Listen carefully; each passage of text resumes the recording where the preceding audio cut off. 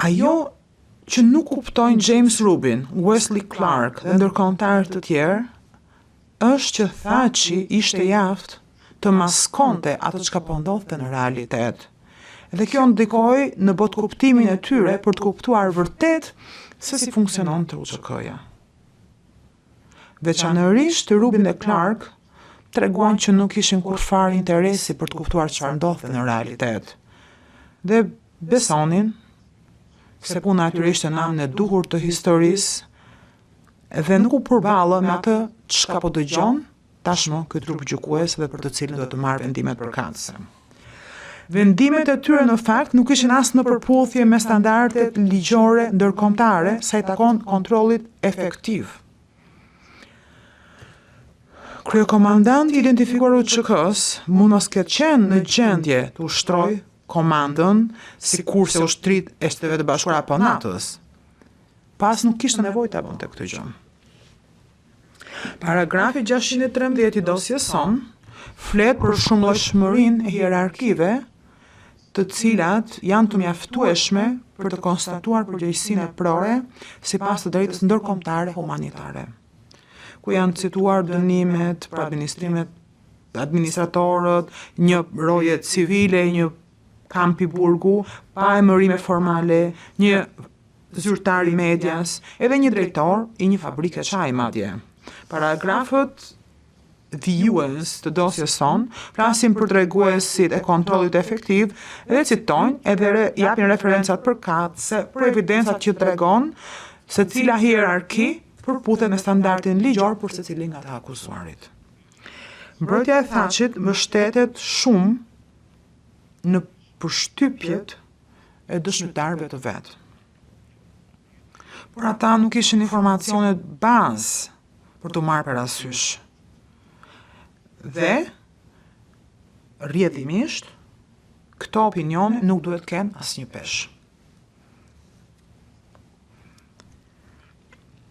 Së fundi, në paragrafin 621 të dosjes, mbrojtja e Thatchit pretendon se zoti Thatchi nuk kishte asnjë detyrim tu referonte krime ndërkombëtarëve, sepse ata ishin tashmë në dieni. E lejmë njëndë pretendimin se ndërkombëtarët ishin autoritetet kompetente. Parashtrimi në vetvete është i pabazë. Të referosh veprat penale autoriteteve kompetente është një masë domosdoshme dhe arsyeshme, sepse ato duhet të hetojnë apo të ndëshkojnë krimet në rrethanat e asaj kohe. Këtë mund ta shihni në paragrafin 1933 të aktgjykimit të apelit Popović dhe të tjerë. Ky referim pa dyshim që të dhënë kontributet e veta. Oficeri i KFOR-it, Amerikani Steven Russell, dha dëshmi, këtë mund ta shikoni në transkript 1872, 1873, se ishin përpjekur të jetonin krime që kishin ndodhur përpara se të mbërrinte KFOR-i dhe se kanë marrë informacione relevante në lidhje me to. Të akuzuarit e kishin për detyrim të referonin krimet e vartësve të tyre çdo autoriteti kompetent të disponueshëm aso kohe. Autoritetet kompetente si KFOR-i, ONIK-u dhe TPN-ja ishin të gjitha ekzistuese aso kohe dhe referimi i krimeve sigurisht do të kishte pasur frytet e veta. Çfarëdo lloj informacioni për krimet që kanë ndodhur do të ishte i dobishëm dhe nuk mund të shfaqsojmë për përgjegjësinë penale që kishin, sepse duhet të kishin referuar krimet tek autoritetet kompetente. Kadri Veseli. Tani kalojmë tek Kadri Veseli, i cili njihet ndryshe me Novkën Lule. Getting to this accused, Përpara se sa të vjojmë me këtë të akuzuar, ne e dim që në fillim fare do duhet që të kushtojmë kujdes kur bëhet vlerësimi i argumenteve të mbrojtjes Veselit. Dhe për të qenë sinqert, duhet kushtuar kujdes me të gjitha ekipet e mbrojtjes kur ata flasin për provat e parverifikuara. Rregulla 140.4 Gërma A e përcakton të nocion për këtë gjykatë. Në të parashikohet që shpallja e fajësisë nuk mund të bazohet vetëm ose në një mazë vendimtare në deklaratën e një dëshmitari të cilin mbrojtja nuk ka pasur mundësi ta pyesë. Ndërkohë, në rregullin 139.3, gjithashtu parashikohet që trupi gjykues nuk vendos kushtin ligjor të konfirmimit për verifikimin e veprave penale apo veprimeve kriminale në jurisdiksionet e më specializuara, në varësi të rregullës 144. Megjithatë, mbrojtja e Veselit argumenton në paragrafët 37 deri në 42 të dosjes së saj që një vendim fajësie nuk mund të mbështetet vetëm në prova dytësore, që është një kategori shumë më e gjerë provash sesa deklaratat e dëshmitarëve. Një deklaratë dëshmitari është një term i parashikuar në skemën statutore që është diskutuar shumë shpesh gjatë këtij gjykimi.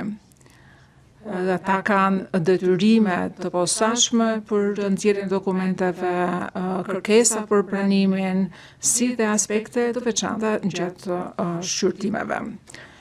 Kur një dëshmitar vjen në gjykatë dhe kur jep dëshmi lidhur me prova dytësore ose për atë çfarë ka dëgjuar nga palë të treta, ky rregull nuk zbatohet përgjithsisht sepse këto janë dëshmitar ose deklarata dëshmitarësh dhe si rezultat duhet që të testohet ose të verifikohet mbështetshmëria e këtyre dëshmive. Ndërkohë, mbrojtja e Veselit argumenton që nuk duhet që të mbështetet në deklarata të tilla duke u mbështetur në paragrafin 69 të aktgjykimit të apelit të Aragjinës dhe Morinës.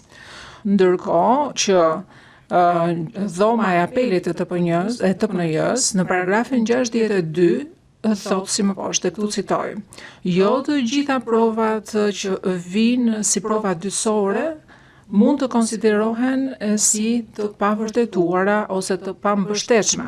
Në të vërtetë, si çështje ligjore, lejohet që të bazohet një vendim dënimi mbi provat rrethanore ose provat dytësore, por duhet kushtuar vëmendje secilës prej rrethanave përkatëse. Kjo përkon gjithashtu me rregullën 139 paragrafi 3 dhe gjithashtu me konstatimet e panelit të apelit në paragrafët 329 deri në 330 të aktgjykimit të apelit të Shalës. Provat dytësore të cilat janë ofruar nga dëshmitarët që japin dëshmi, si të tilla nuk bien në fushën e veprimit të rregullës 144A. Kjo është e vërtetë gjithashtu edhe për provat jo gojore të pranuara nga trupi gjykues. Kjo është e vërtetë dhe për pranimet e të akuzuarve të mbështetura dhe në deklaratat e tyre të cilat mbështeten në prova të tilla.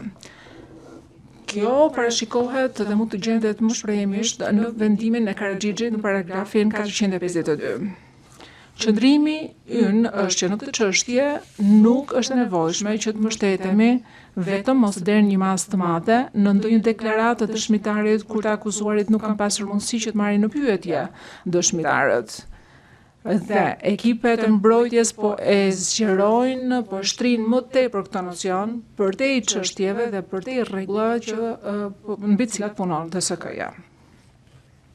Si me të gjithë të akuzuarit e tjerë, shumë aspekte të përgjegjësisë individuale të Kadri Veselit janë diskutuar tani më. Kemi diskutuar lidhur me përgjegjësitë e tij të zbulim kundër zbulimit, kemi diskutuar lidhur me antarët e inteligjencës që ai ka pasur në përgjegjësinë e tij gjatë luftës dhe përfshirjen e tij të drejtë për drejtë në krime. Ne kemi përmendur dhe më herët të citim zotit Veseli më përpara. Megjithatë, dua që tani të bazohemi dhe të përqendrohemi në një tjetër aspekt të këtij citimi që keni në ekran. Në fakt, ne kemi pasur përgjegjësitë tona gjatë gjithë kohës së luftës, në periudhën 92-98. Kemi pasur shtabin e përgjithshëm, kemi pasur shtabin operacional të UÇK-s, po ashtu. Ne nuk kemi pasur detyra të veçanta, po gjithë kemi bërë çfarë kemi mundur të bëjmë. Jemi përfshirë në udhëheqje, logjistik, inteligjencë, sepse rrethanat ishin të tilla. Sikur sa u theksua dje nga zoti Tigër, Ky është një pranim i qartë i vendimarrjes kolektive. Por tani le të përshëndrohemi pak te koha kur janë bërë këto komente. Veseli këtu po flet për përfshirjen në udhëheqje, në logjistikë dhe në inteligjencë që prej 1992 kur e ka bërë këtë deklaratë. Edhe përpara se sa të bëheshin takime themeluese të 93-shit të UÇK-s, të cilat i diskutuam më herët, i takon që Veseli ka qenë i përfshirë në udhëheqje dhe në veprimtari inteligjence.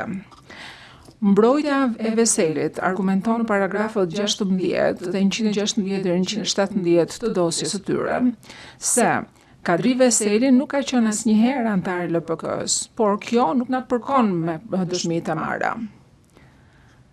Përveç atyre që kanë konfirmuar që Veseli kanë qenë antar i LPK-s, si për shembull dëshmitari 04748, në transkript në faqen 3512, Xhavit Haliti në faqen 32 të provës P01857 dhe Recep Selimi në faqen 3 të provës P00761.7 vizet. Ju mund shikoni këtu një dokument të historikut të LPK-s që është përgatitur nga Emrush Xhemale, i cili është ish sekretari i përgjithshëm i LPK-s dhe që ka qenë në pozicion të tillë që e dinte se si funksiononte LPK-ja. Xhemali e identifikon Kadri Veselin, Thaçin, Fatmir Limajn, Shukri Bujën dhe të tjerë si pjesë të një liste të personave të njohur në mes të vitit 1998 si aktivist me përvojë të LPK-s në diasporë.